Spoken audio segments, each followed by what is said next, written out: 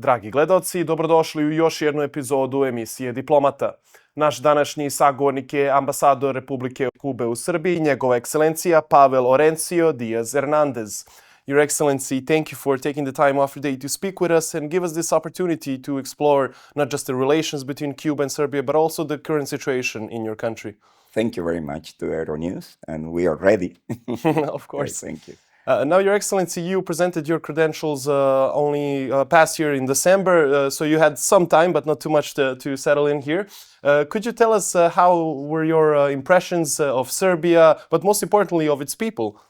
Okay, let me tell you, I have to recognize that when I was appointed to Serbia, I felt very good and very comfortable, with a lot of enthusiasm. I received this appointment, this new appointment. It's my first time in the Balkans and the first time in a country which Cuba loves. Cubans love very much. In Cuba, everywhere you will ask about Serbia, about Yugoslavia, and everyone will approach this question with a lot of enthusiasm.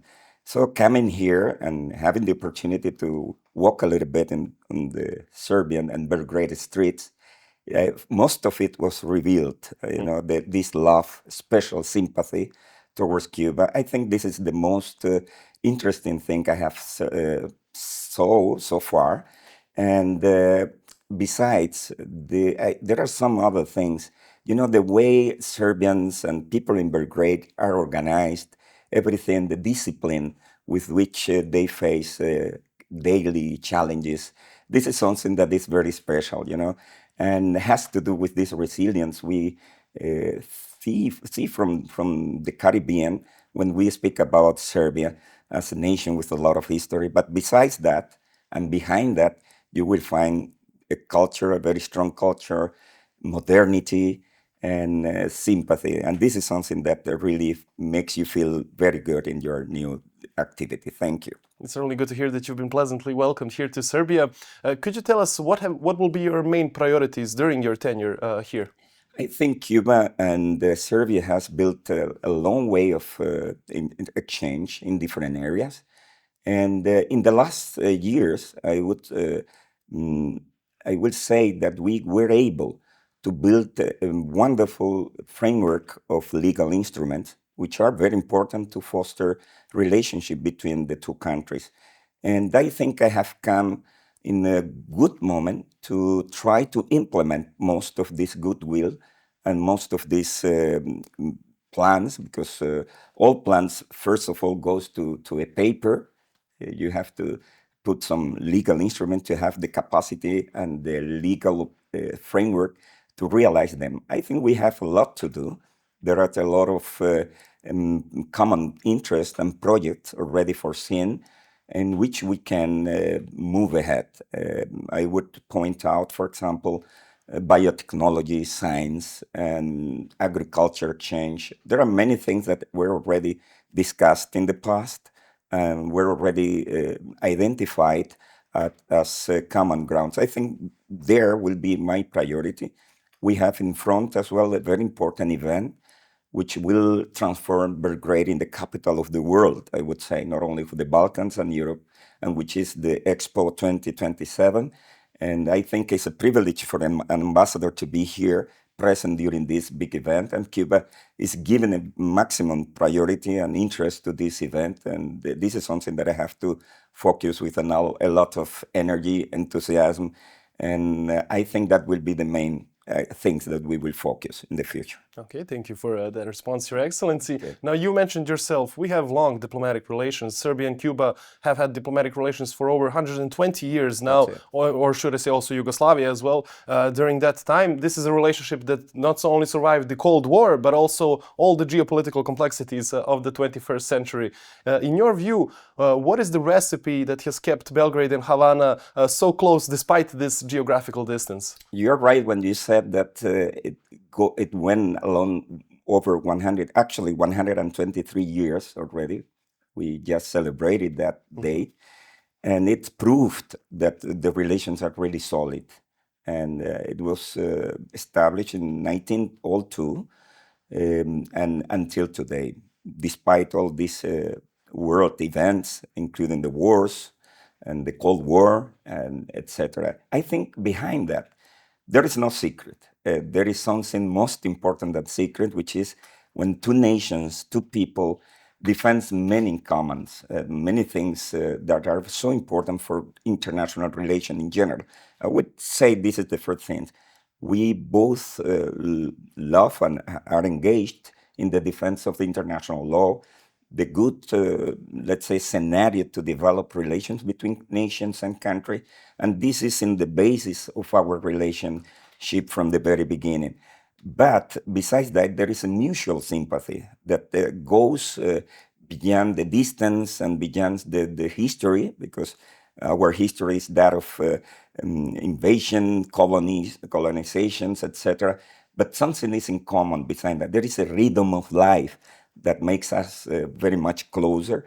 And I think that is behind every project, every encounter, every new meeting, every effort that has a lot to do with this very good moment in which we're living. The political dialogue between our two countries, I would say this in the best moment, and it is because of this framework in which we have been developing our relation. There were certain moments in history where our two nations were too close, trying to foster something very important for the South, global South, which was the foundation of the non-alignment movement. And that makes us very closer. I'm talking about the beginning of the 60s. And so always we share these common purposes, principles, values, and this is something that is behind all these good relations, solid relations that lasted for 123 years. I'm sure the future will be that of more engagement, of more commitment, and of more results. No doubt about that. No secret. There is no secret. No secret. Okay. Sympathy. Now, something that Cuba is very well known for is to be the voice of the global South. In a very fragmented world that exists today, how does Cuba maintain its relationships with the major global powers while also respecting its principled stance on national sovereignty? I would say that there is nothing special in trying to be the voice, or not trying to be, or being the voice in a way of the global South. We didn't put that in our agenda, to be frank. I think if the cost of it is to defend principles, values in which we believe, then it's very much welcome. I would say that everyone should be part of the voices of the global South.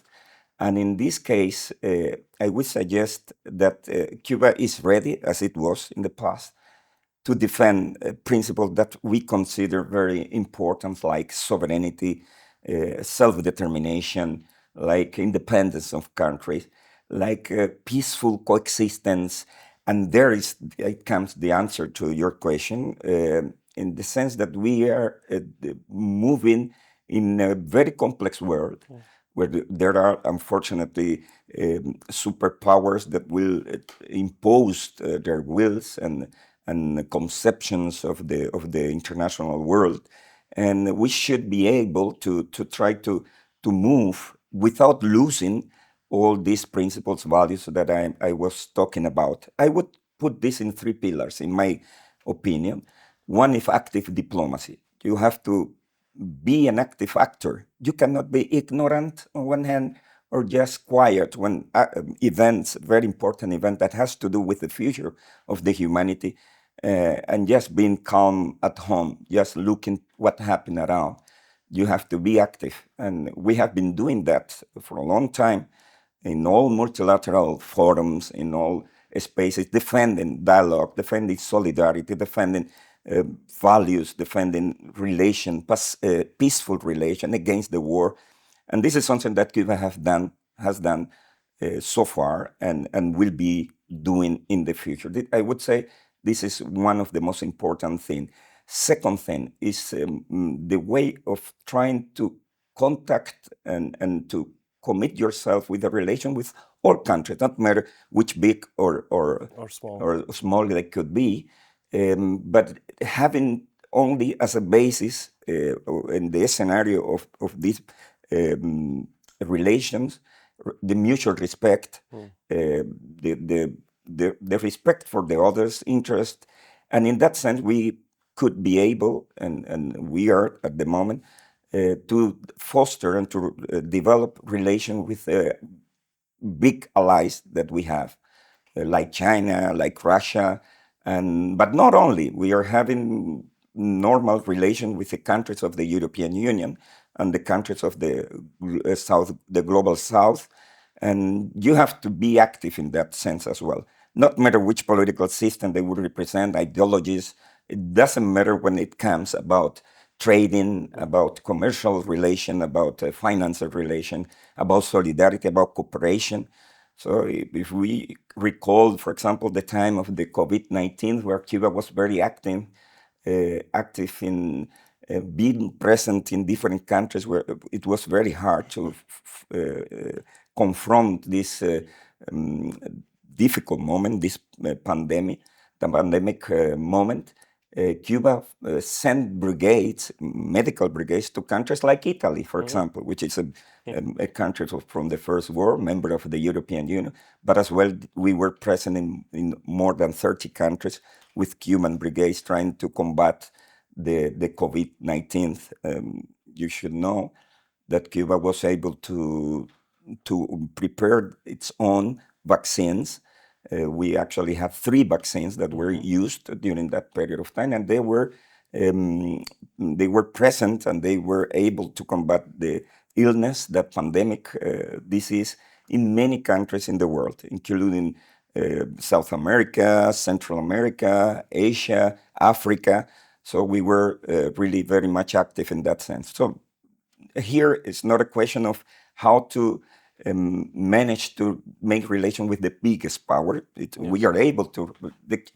Our foreign policy has not to do with the large and the capacity and how big or not can be a country. So in that sense, we have big allies. We have with which we have wonderful relations. And the third thing, I think, has to do with the resilience of the Cuban and the we are not able to renounce never to those principles I was mentioned before: the independence, the trying to be a sovereign country to take decisions and not to be imposed by third countries. I think this is the basis of surviving in this complex world. And we are ready to keep on doing that. Yes, I see. Now, Cuba has been faced not just with sanctions, but with the expansion of those sanctions during the beginning of May by the United States. UN experts have labeled these sanctions as energy starvation. In a world of today where fuel is important for things like food transport all the way to surgery schedules, how is Cuba finding the space to operate on the global economic field? First of all, we consider all these measures against Cuba that has the purpose of suffocating the country, trying to prevent the country from obtaining oil, which is so important for the development of any economy in the world. The oil is like the blood for the person. And that intention is considered a war act. It's an aggression, a direct aggression against a nation. It's a collective punishment against 10 millions of Cubans, because no one will imagine or will think that by preventing a country from receiving oil will punish a couple of persons, a leadership, as they would like to say, but the whole population, because it damaged every single part and sector of our country, social life, economic life. As it was said, even schedules for surgery has to be postponed. Or today we have more than 12,000 people waiting for the moment to receive a surgery. Cuba has advanced a long way in health attention. Still today, Cuba is the country that has the biggest number of doctors per inhabitant in the world.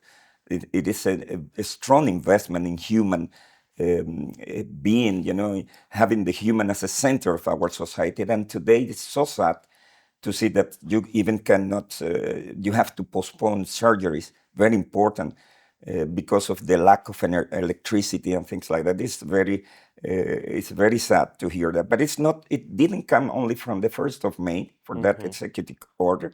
It started from the 29th of January with the first executive order signed by the President of the United States. Both of them have something in common, which is absurd, but it's important to say. And it is that it was considered Cuba as an unusual and extraordinary threat for the national security of the United States. At least this is absurd, because how a nation that has been suffocating, blocked for over 65 years so far, can be considered a collapse for that country. You know, blockades in general has provoked more death than wars itself. Recently, a professor from the Chicago University was trying to explain why there are some anti-American reactions everywhere in the world. And he said, only our sanctions have provoked over 39 million deaths in the world. And Cuba has been suffering that for more than 65 years so far. So it is terrible then to consider, after applying this energetic oil blockade, to consider Cuba as a threat, unusual and extraordinary for the national security of the United States. That of the 1st of May, which is your question, it is an extremely aggression that applies the blockade to unprecedented levels. It's a way of trying to completely take out Cuba from the international scenario, trying to dismantle the economy, to put the economy in such a way that a chaos could be taking place, social, economic, political chaos, which is the purpose. Because here we have to be clear about what is the real purpose of all these measures, including this energy blockade that was increased now the 1st of May. And it has to be found in the first reaction of the leadership of the United States in the recent years of the revolution, when in 1960, an Undersecretary of State of the United States suggested that the best way to provoke the elimination of Castro regime, as they used to say until today, was to provoke hardship, shortages, and starvation of the Cuban nation, to provoke the people to go to the street and to rebuild themselves against the government until the end of that regime. It is in the same basis of that foreign policy towards Cuba, and we have been suffering. Most of the Cuban population, over 85% of the Cuban population, was born with this policy until today. Me, the president of Cuba, and just a small segment was born before this blockade was implemented. So, which means that we are already accustomed to see this kind of measure. It's very sad. It's very we have been damaged to live with blackouts of 20 hours, 24 hours is something that is terrible. You know, you depend on the electricity for everything, and mainly when the development has reached a level that you depend on many equipments, the transportation, the production of food, the medication, all our institutions, big institutions that produces, like the biotechnology, pharmaceutical industry, they have been suffering this shortage of energy. This is insane, and this is, as I told before, this is a collective punishment against a peaceful and happy people, because Cubans doesn't represent any threat to anyone. Cubans are a nation, we are a nation of happy people that love to make friendship, that love music, love culture, wants to give whatever we want. And sometimes even I play a little bit in some places, and I say the only threat we have today, or we can represent to the United States today, is the prohibition they have to be close to the Cubans, to take a mojito when they would like, to smoke a Cuban cigar, which still today we say that is the best in the world. So they are being prevented from having all these opportunities like the rest of the world. Look, the worst thing here is that they don't want the rest of the world even to have the opportunity to be closer to us. That's why we call blockade instead of embargo, because it's at the 1st of May executive order that tried was precisely to punish those people from other countries to come closer to Cuba, to invest in Cuba, to do everything, even if they don't have any links with the United States, which is not only extraterritorial application of the law of the United States, but it is a violation to all international laws, including that of the free trade, that of the free navigation, and many other things. Yes, of course. Now, on this note, I will quote you. You had a recent lecture in Belgrade where you stated that Cuba does not trade bread for dignity and sovereignty. It is certainly a powerful sentiment that resonates with the Serbian public here as well. How do you place that high ideal, and how do you balance it with the everyday needs of the Cuban people? I wouldn't say it's a principle. This is a declaration of survival. You know, it's such an important thing for the Cuban to exercise their sovereignty and independence as the needs are for the population, the basic needs. It's impossible to see the solution of the basic problems without sovereignty, without independence. It's precisely that framework, peaceful framework, that will allow the Cuba, as it used to do, to solve the biggest needs and problems. The biggest obstacle Cuba has to resolve all these problems, including that of food production, has to do with the blockade of the United States. So how can you organize a system of distribution of food, etc., just to guarantee fairly distribution if you are prohibited, you are prevented from importing food stuff? Cuba is a nation that depends on the import of foods as well. The same happens with oil. And for a long time, we have been trading, just selling what we have and buying what we need. But it's not only the Cuba of the revolution from the 59. We're talking about the history of Cuba, from the time even of the colony and from the time of the new colony, because we consider the years after the 1902 until 59 as a new colony type. When you have an amendment in your constitution saying that a nation, another nation, has the right to intervene in yours, you are already not anymore an independent country. And it was what happened in the first half of the last century in Cuba. So in those years, we used to import food from abroad. Even in the last, let's say the last 5 to 10 years ago, Cuba was importing over $2,000 million in food stuff. And that was very important, just to feed the Cubans from one end to another. One thing that distinguished our country was the fact that Cuba established a system of distribution of food, elementary food, that was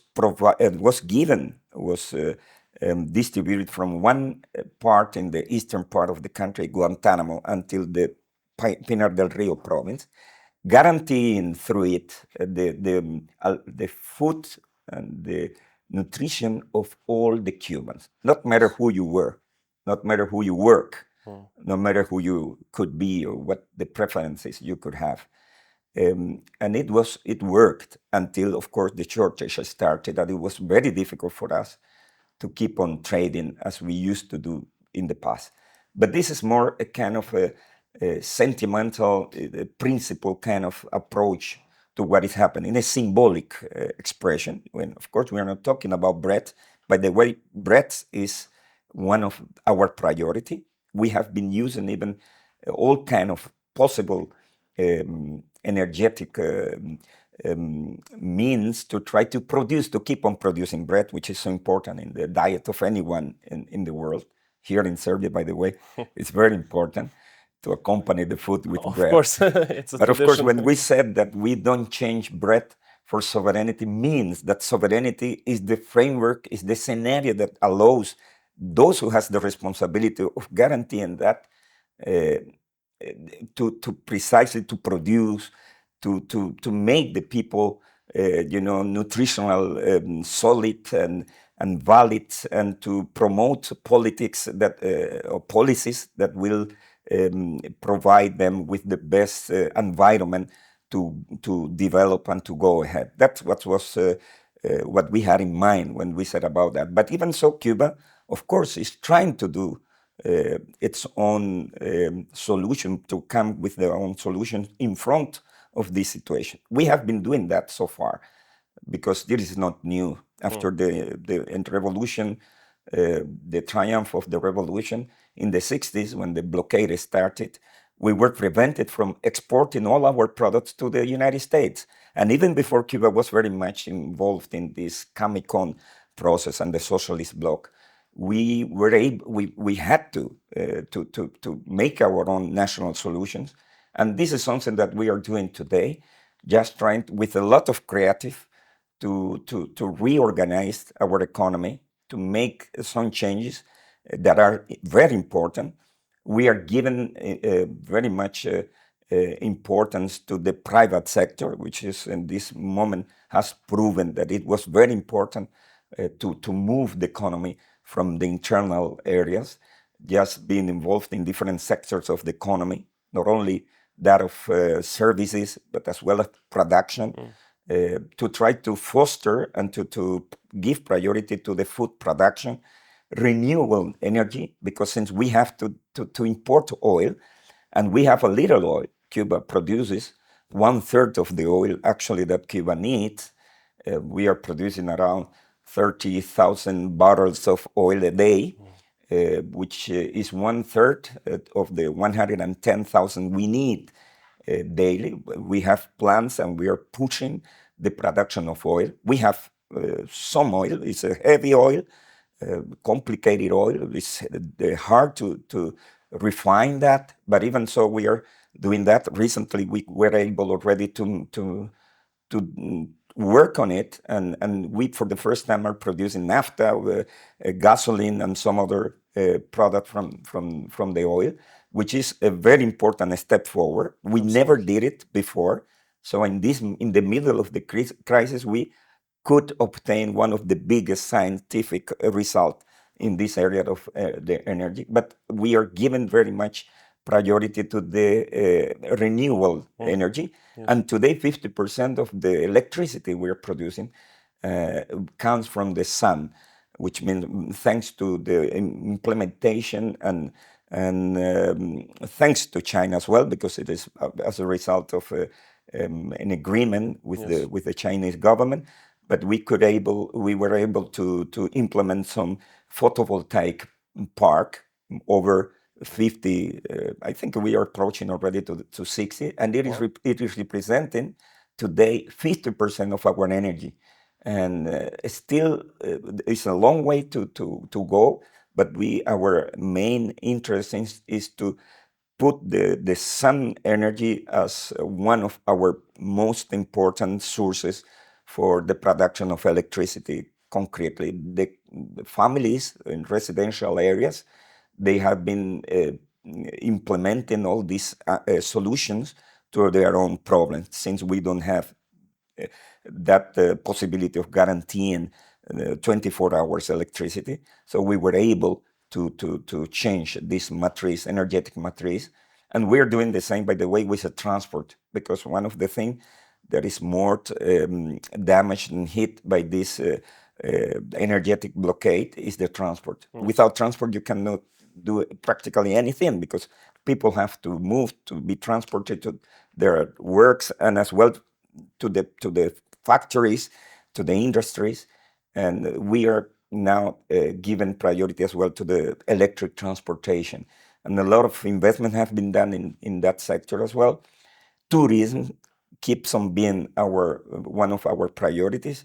The best things that Cuba has today is that the sun, the beaches, beautiful beaches, the sand, which is like powder, and the blue sky cannot be blocked. And so it is always there and welcoming the friends from all over the world to come to share with us our happiness and hospitality that the Cuban population has.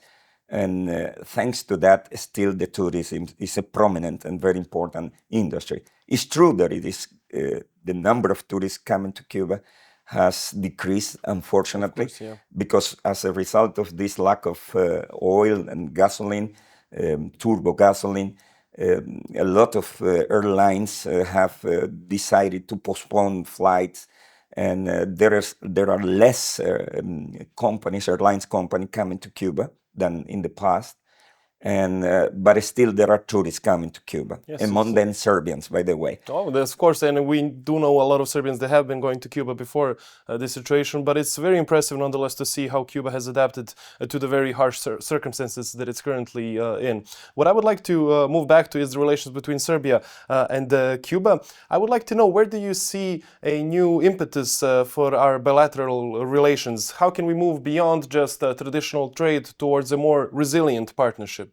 Well, in a way, we did touch a little bit about that in the past, in one of the past questions. Yes. But I would concentrate that answer in sectors that in which were already identified by the two sides, and especially those in which we can even use the best we have. I would speak about science and innovation, digitalization, agriculture, for example, exchange between the two countries. We have a contract that was signed between Vojvodina province and Artemisa province in Cuba, in the western part of the island. And it is about selling and buying from each other products. Serbia is a very strong agriculture country, very well known in the region. You have a superávit even with the European Union, which already speaks about the healthy agriculture Serbia has. And I think there is a lot we could benefit from this area. And there are some Cuban products that I'm sure will be of a great interest in Serbia, as the province of Vojvodina already identified, like exotic fruits that we have, and some other roots from the land that Cuba used to have. Banana, not banana fruits, but banana as part of the normal dishes. It's not the same that you eat as a fruit. Okay. And some other thing that they were very interested in trying to obtain. Now the question would be how to fix the best mechanism in terms of finance and transportation, because of this same framework moment in which we are living today. But I think we are moving on that direction. There is a lot of interest, enthusiasm, and goodwill from both sides. I think there we will concentrate our efforts, and that is more than we had in the past.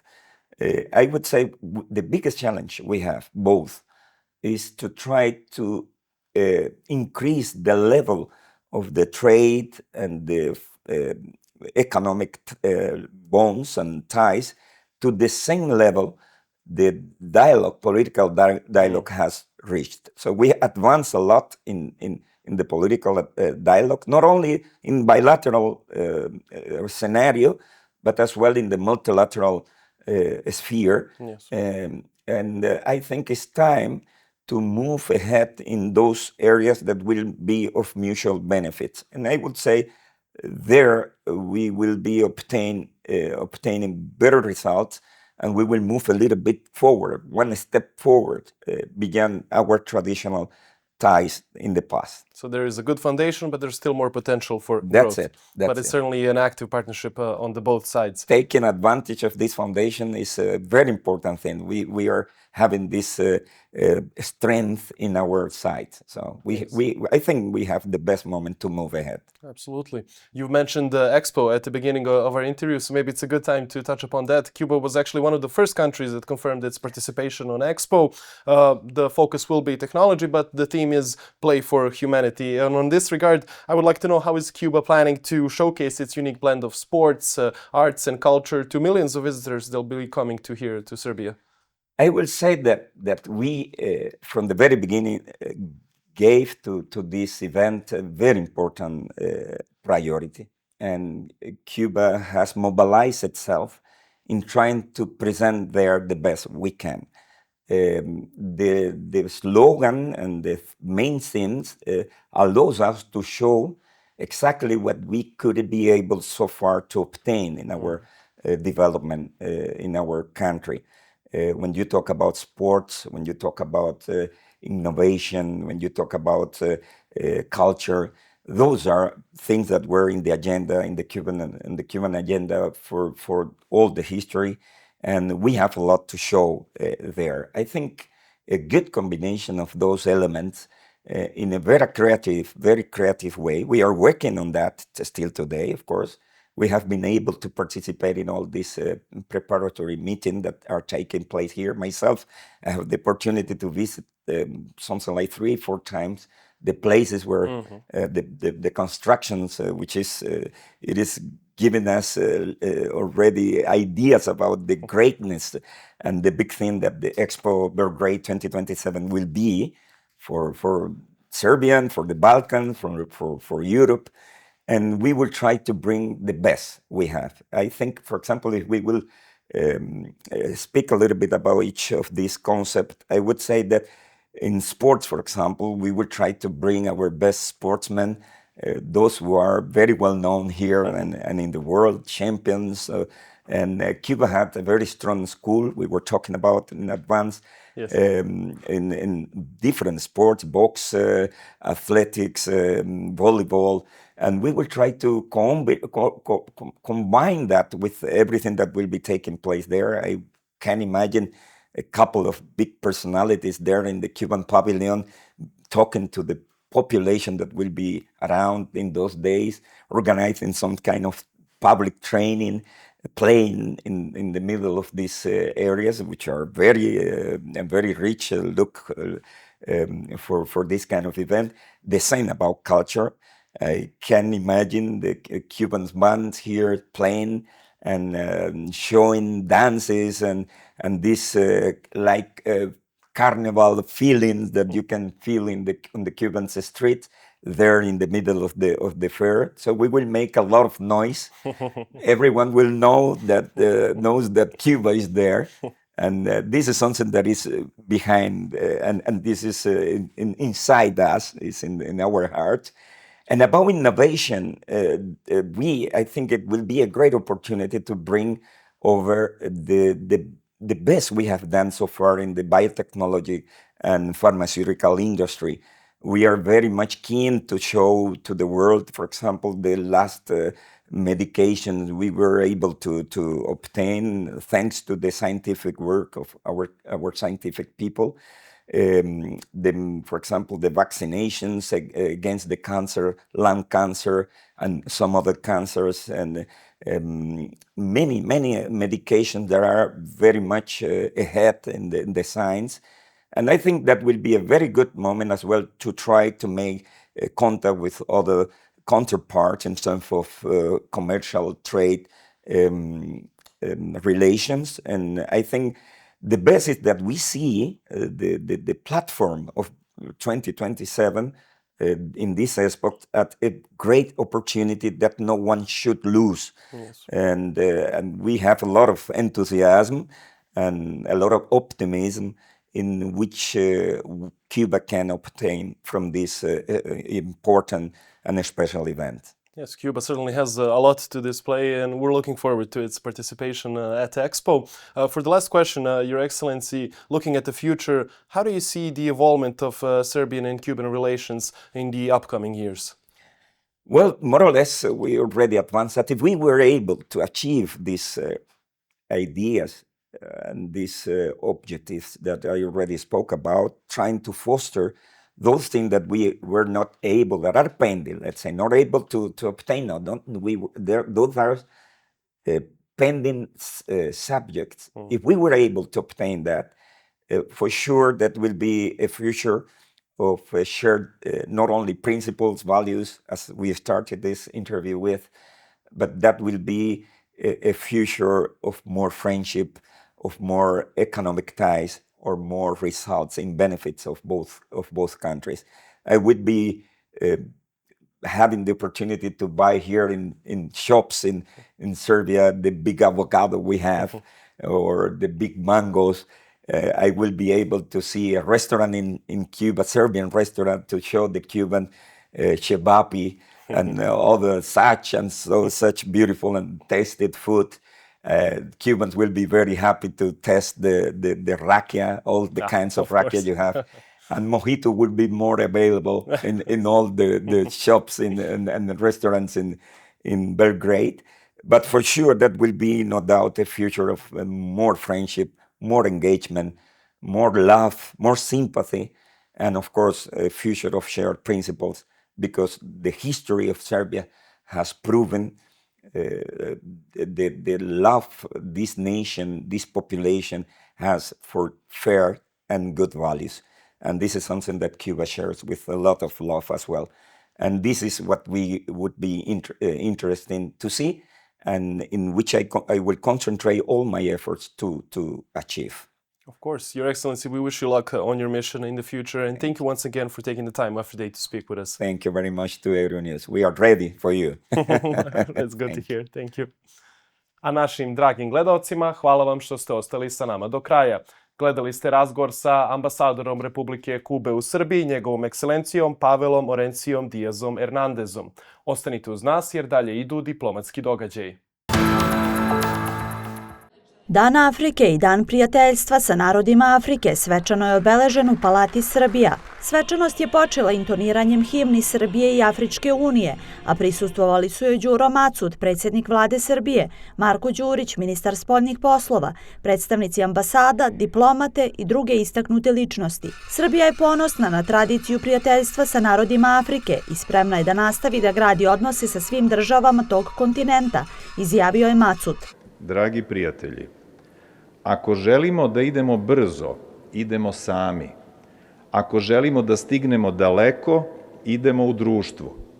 Republika Srbija želi da u vašem društvu i uz zajedničku saradnju, konkretne projekte i aktivnosti stigne do našeg zajedničkog cilja, boljeg života za sve građane. Dan Afrike obeležava se u znak sećanja na 1963. godinu, kada su u Adis Abebi šefovi 32 nezavisne afričke države potpisali povelju o osnivanju organizacije Afričkog jedinstva, iz koje je kasnije nastala Afrička unija. Od 2017. godine naša zemlja zvanično obeležava 25. maj kao Dan prijateljstva sa narodima Afrike. Za Srbiju taj datum je potvrda zajedničke perspektive, a za afrički narod snažan podsjetnik da Afrika nije samo kontinent istorije i kulture, već i novi ključni igrač na globalnoj sceni.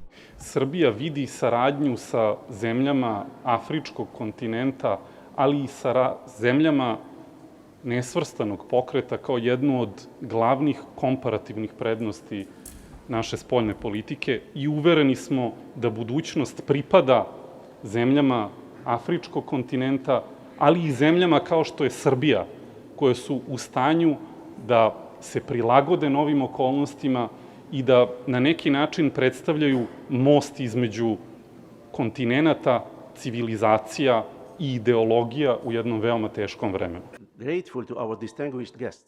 Tokom nedavnog samita Afričke unije, naši šefovi država i vlada doneli su važne odluke, koje bi trebalo da budu vodilje naše kolektivne budućnosti. Smelo su proglasili politiku nulte tolerancije za neustavne promene vlasti, naglašavajući da su demokratija, transparentnost i vladavina prava temelji naše stabilnosti. Obavezali smo se takođe i na jačanje mirovnih misija, intenziviranje borbe protiv terorizma, čvrsto verujući da je bezbednost temelj razvoja. Kako je naveo ambasador Mahraz, afrički lideri su se obavezali da ubrzaju uspostavljanje kontinentalne afričke zone slobodne trgovine. Ova epohalna inicijativa ima za cilj stvaranje jedinstvenog tržišta, postizanje investicija i zajedničkog rasta. Međutim, Afrika ne može svoju budućnost da gradi sama, ona će uspešno napredovati zahvaljujući uravnoteženim i na poštovanju izgrađenim partnerstvima. U tom kontekstu Srbija je njen pouzdani partner. Živopisna izložba Izuzetni tekstili Meksika, koja je jedan u nizu događaja povodom obeležavanja 80 godina diplomatskih odnosa Srbije i Meksika, otvorena je u Etnografskom muzeju u Beogradu. Bogatstvo i raznolikost meksičkog tekstilnog nasleđa predstavljeni su kroz 34 kompleta tradicionalnih nošnji i 2 reprezentativna tekstilna predmeta iz zbirke Nacionalnog muzeja popularnih kultura Meksika. Izložba narodnih nošnji iz različitih regiona Meksika predstavlja autentično tumačenje umetnika autohtonog porekla, kroz boje koje simbolizuju zemlju, nebo i smisao života. Jedan od primjera je takozvani V-pil, odevni predmet koji se posebno izrađuje za žene kako bi ga nosile tokom ceremonije venčanja, ali i u trenutku smrti. Izložene nošnje i danas su u upotrebi ne samo u različitim regionima u kojima nastaju, već ih nose i umetnici koji promovišu svoj nacionalni identitet. Svaki komplet je osoben i zavisno od zajednice koje pripada, svaki ukras ima posebno značenje. Ova tekstilna umetnost potiče još iz prehispanskog perioda i očuvana je zahvaljujući prenošenju znanja s generacije na generaciju. Ona obuhvata raznovrsne tehnike izrade od domaće radinosti do izrade odeće od industrijsko proizvedenih tkanina, zadržavajući prepoznatljiv karakter. Motivi su raznovrsni, a glavnu inspiraciju pružaju prirodno okruženje i religijsko nasleđe. Tokom proteklih decenija odnosi između Srbije i Meksika razvijali su se u oblastima političkog dijaloga, ekonomske saradnje, obrazovanja, nauke, kulture i povezivanja naših naroda. Upravo kultura predstavlja jedan od najčvršćih mostova među narodima jer prevazilazi jezičke barijere i geografske granice, izjavio je Dušan Kozarev, generalni sekretar Ministarstva spoljnih poslova. Posebno me raduje što ću uskoro ponovo posjetiti vašu zemlju kako bismo održali važne sastanke koji će doprineti daljoj konkretizaciji naše saradnje. Dozvolite mi da ovom prilikom podsjetim i da će Republika Srbija naredne godine biti domaćin specijalizovane izložbe Expo 2027, jednog od najvažnijih međunarodnih događaja, koji će okupiti više od 130 zemalja iz svih krajeva sveta. U duhu naših bliskih odnosa, bilo bi nam izuzetno zadovoljstvo da Meksiko bude među učesnicima ovog prestižnog događaja. Izložba je otvorena u organizaciji Ambasade Meksika i Etnografskog muzeja u Beogradu u saradnji sa Ministarstvima spoljnih poslova i kulture Meksika i Srbije, kao i jedinicom za žive kulture, nematerijalno nasleđe i interkulturalnost. Do 22. juna posetioci će imati priliku da izbliza vide tekstilne tradicije 16 meksičkih država i kulturno nasleđe brojnih domorodačkih naroda, među kojima su Ramamuri, Komkaak, Višarika, Purepeča, Otomi, Nahua, Triki, Zapoteci, Maje i drugi. Nacionalni dan Argentine svečano je obeležen u rezidenciji ambasadora te zemlje u Beogradu u prisustvu brojnih diplomata i drugih prijatelja ambasade. Iako su Srbija i Argentina na mapi sveta udaljene, njihovi narodi prepoznaju se instinktivno, jer razumeju težinu istorije, poznaju otpornost i uspjeli su da sačuvaju svoj identitet i kulturu uprkos brojnim nedaćama kroz istoriju, rekao je ambasador Marsiko. A ovde u Srbiji Argentina je oduvek nailazila na prijateljstvo u književnosti, muzici, fudbalu, tangu, a iznad svega u toplini i velikodušnosti srpskog naroda. Argentina i Srbija također dele principijalnu posvećenost međunarodnom pravu i mirnom rešavanju teritorijalnih sporova. Argentina dosledno podržava, kako bilateralno, tako i multilateralno, suverenitet i teritorijalni integritet Srbije, u skladu sa rezolucijom 1244 Saveta bezbednosti Ujedinjenih nacija i stoga ne priznaje jednostrano proglašenje nezavisnosti Kosova. Duboko smo zahvalni Srbiji na dugogodišnjoj i nepokolebljivoj podršci, posebno u Ujedinjenim nacijama, po pitanju spora o suverenitetu između Argentine i Ujedinjenog kraljevstva nad Malvinskim i Južnim Sendvičkim ostrvima, Južnom Džordžijom i okolnim morskim područjima. Nacionalni dan Argentine obeležava se u znak sećanja na Majsku revoluciju 1810. godine, odnosno početak procesa sticanja nezavisnosti od španske kolonijalne vlasti. Taj istorijski datum simbolizuje borbu argentinskog naroda za slobodu, pravo na samostalno odlučivanje i stvaranje moderne argentinske države.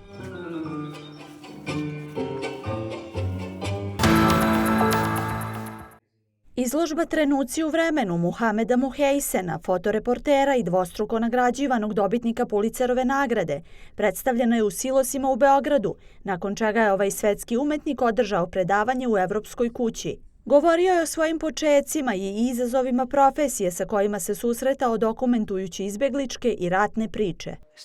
Većina mojih fotografija govori o ljudima koji su primorani da napuste svoje domove i nade, svoje porodice i uspomene i krenu u potragu za novim sigurnim domom. U radu se često fokusiram na decu jer verujem da su ona prave žrtve sukoba. Deci širom sveta je zajedničko to što bez obzira odakle dolaze ili u kakvim okolnostima žive, traže zabavu i sreću. Sećam se devojčica i dečaka koji igraju fudbal na blatnjavom i kamenitom terenu, u oštećenim cipelama, nezaustavljivi. Video sam ih kako pronalaze predmete poput konopaca i šalova i koriste ih za preskakanje konopca, kako se igraju balonima kao da je to najnovija tehnologija na svetu. Dakle, čak i usred sukoba, život nikada nestaje, on se nastavlja. Rođen u Jerusalimu krajem 80-ih godina, Muheisen je odrastao u zvesti o ratovima, a kako priznaje, to su bile najčešće teme razgovora u njegovom okruženju. Kada je prvi put video polaroid kameru svoje bake, zaljubio se u fotografiju i godinama kasnije, nakon formalnog obrazovanja sa diplomom novinara, otisnuo se u svet. U Beograd se na radost mnogih vratio nakon 9 godina. U razgovoru sa Mohamedom i nakon što sam pogledao njegove fotografije, shvatio sam da je on upravo ono što fotografiše. Komunikacija s njim prenosi poruku humanosti, koja je duboko utkana u sve što stvara. 2 godine nakon što je izgubio najboljeg prijatelja u Afganistanu, Muheisen je napustio profesiju. Te prelomne 2016. bio je glavni fotograf za Bliski istok, Afganistan i Pakistan, jedne od najvećih svetskih agencija. Životni put je preusmjerio ka vizuelnom pripovedanju, a u Amsterdamu gde danas živi osnovao je fondaciju koja globalno pomaže izbeglicama.